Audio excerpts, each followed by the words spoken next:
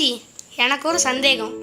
எல்லா சிவன் கோயில்லையும் நந்தி இடது காலை மடித்து வலது காலை முன்னாடி வச்சு உட்காந்துருக்கும். ஆனால் திருவண்ணாமலையில் உள்ள பெரிய நந்தி மட்டும் வலது காலை மடித்து இடது காலை முன்னாடி வச்சு உட்காந்துருக்கும். அது மட்டும் ஏன் ஆச்சி வித்தியாசமாக உட்காந்துருக்கு? இதுக்கு எதாவது கதை இருக்கா? அதை சொல்கிறீங்களா? ஆமாம் இஷாந்த், நீ சரியாக கவனிச்சிருக்க. எல்லா கோயிலில் உள்ள நந்தியை விட இந்த கோயில் நந்தி வலது காலை மடக்கி இடது காலை முன்னால் வச்சுருக்கோம். அப்புறம் பார்த்தேன்னா அதனுடைய தலையை கூட லேசாக வலது பக்கமாக சாய்ச்சிருக்கோம். அதையும் நீ நல்ல கவனி, அதை பற்றி கதை சொல்கிறேன்.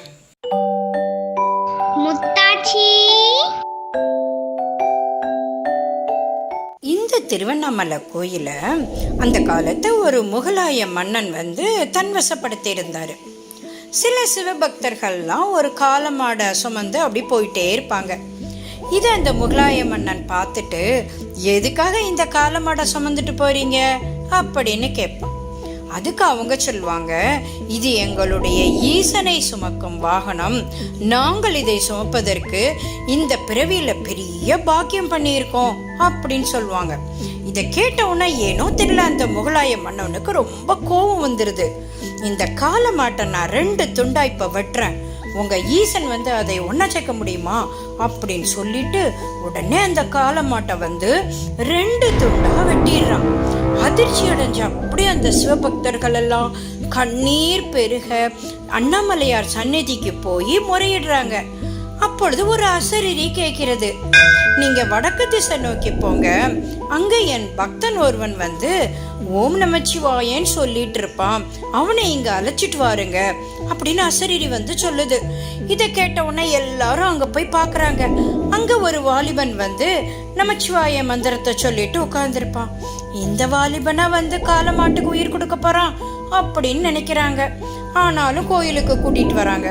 கோயிலுக்கு வந்த உடனே அந்த வாலிபன் 2 துண்டா வெட்டப்பட்டு கிடந்த காலமாட பார்க்கறான். கண்ணீர் பெருக நமச்சிவாய மந்திரத்தை சொல்றான். அந்த மந்திரத்தை அவன் சொல்ல சொல்ல வெட்டுப்பட்டு கிடந்த அந்த காலை ஒன்றாக இணைஞ்சது. அது மட்டும் இல்ல, அது உயிரும் எழுந்து நிக்க ஆரம்பித்தது. இத பார்த்துட்டு அந்த முகலாய மன்னனுக்கு ஆச்சரியம் தாங்க முடியல. ஆனாலும் அவர் என்ன சொல்லுவார் தெரியுமா, இந்த வாலிபன் ஏதோ சித்து விளையாட்டு விளையாடுறான், நான் இன்னொரு போட்டி வைக்கிறேன் அப்படின்னு சொல்வார். உடனே அந்த வாலிபனும் அந்த சவாலை ஏற்றுக்கொள்வான். உடனே முகலாய மன்னர் என்ன செய்வார், ஒரு தட்டு நிறைய மாமிசத்தை கொண்டு அதை அண்ணாமலையார் முன்னாடி வச்சுட்டு, இப்போ இந்த மாமிசத்தை இந்த வாலிபன் பூக்களாக மாற்றட்டும் அப்படின்னு சொல்வார். உடனே அந்த பையனும் அந்த வாலிபனும் நமச்சிவாய மந்திரத்தை உச்சரிப்பான். அடுத்த வினாடி பார்த்தா அந்த மாமிசம் அவ்வளவும் பூக்களா மாறி இருந்தது. கடைசியில் அந்த முகலாய மன்னர் என்ன சொல்வாரு, இந்த ராஜகோபுரத்துக்கு அருகில் உள்ள அந்த நந்தி இருக்கு இல்லையா, அந்த நந்திக்கு உன்னால உயிர் கொடுக்க முடியுமா? அப்படியே கொடுத்தாலும் அது கால்களை மாற்றி அமர வைக்க முடியுமா அப்படின்னு சவால் விடுவாரு. இதுல நீ ஜெயிச்சிட்டேனா நான் என்னட்ட உள்ள எல்லா பொருட்களையும் இந்த ஆலயத்துக்கு தந்துடுறேன். நீ அப்படி மட்டும் செய்யல, இந்த ஆலயத்தையே நான் இடித்து தகர்த்துருவேன் அப்படின்னு சொல்றாரு.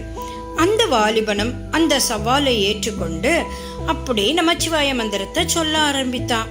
அந்த மந்திரத்தை கேட்க கேட்க கட்டுண்டது போல அந்த நந்தி உயிர் பெற்று எழுந்தது மட்டும் இல்ல, அது தனது கால்களை மாற்றியும் அமர்ந்து கொண்டது.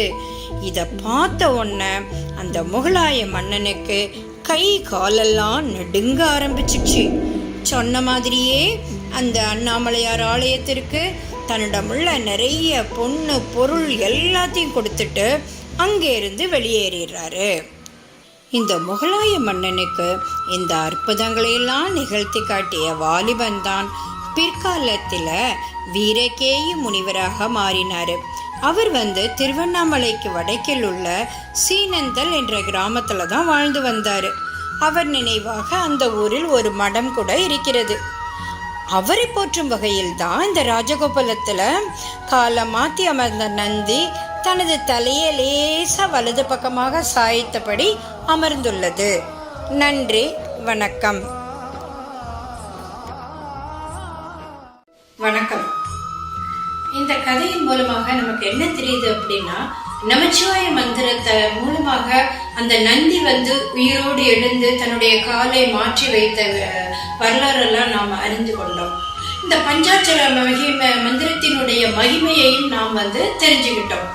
இந்த நமச்சிவாய மந்திரத்தை பத்தி ஔவையார் ரொம்ப அழகாக சொல்லியிருப்பாங்க. சிவாய நம என்று சிந்திப்பாருக்கு அபாயம் ஒரு நாளும் இல்லை, உபாயம் இதுவே மதியா, அல்லாதவை எல்லாம் விதியே மதியாய் விடும் அப்படின்னு சொல்லியிருக்காங்க.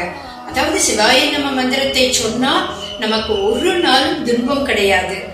ஏனைய எல்லோருக்கும் அவர்களுடைய வாழ்க்கை அவங்களுடைய விதியே மதியாகும், விதி போல நடக்கும் அப்படின்னு சொல்லியிருக்காங்க. நன்றி, வணக்கம்.